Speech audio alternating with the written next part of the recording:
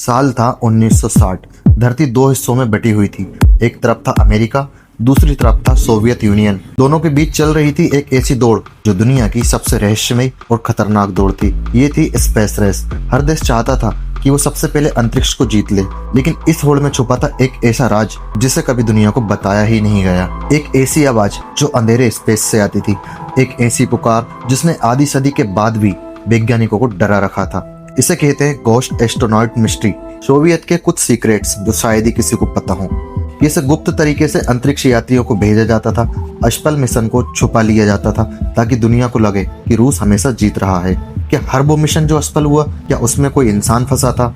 क्या उनकी चीखें आज भी स्पेस में खामोशी में गूंज रही हैं? 1960 में इटली के यूरिन शहर में दो नौजवान भाई थे, अकीले और जियोवन्नी जुडिगा कोर्डिग्लिया। दोनों को रेडियो सिग्नल पकड़ने का शौक था। उन्होंने खुद का एक छोटा सा स्टेशन बनाया और फिर उन्होंने सोवियत मिशन के सिग्नल पकड़ने शुरू किए। पहले पहले सब सामान्य था, बीप बीप की आवाजें करती मशीन, कॉस्मोनॉट्स के छोटे छोटे संदेश। लेकिन एक रात उन्होंने कुछ ऐसा सुना जिसने उनकी जिंदगी बदल दी। ये थी पहली रहस्यमयी रिकॉर्डिंग। एक महिला की धीमी सांसें, उसकी हाँफती हुई आवाज और शब्द जो दिल को चीर दे। उस महिला का कहना था, ये बहुत गर्म है, मैं मर रही हूँ, क्या आप मुझे सुन सकते हैं? दोनों भाइयों ने सन्न होकर एक दूसरे को देखा। ये कोई सामान्य सिग्नल नहीं था, ये किसी की आखिरी चीख थी। कोई है जो अंतरिक्ष में फंसा हुआ था।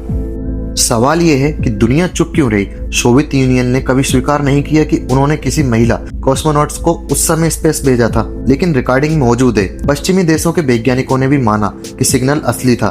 तो फिर सवाल ये है, वो महिला कौन थी? क्या सचमुच सोवियत यूनियन ने एक गुप्त मिशन में उसे भेजा और फिर उसके मरने पर वो राज छुपा लिया?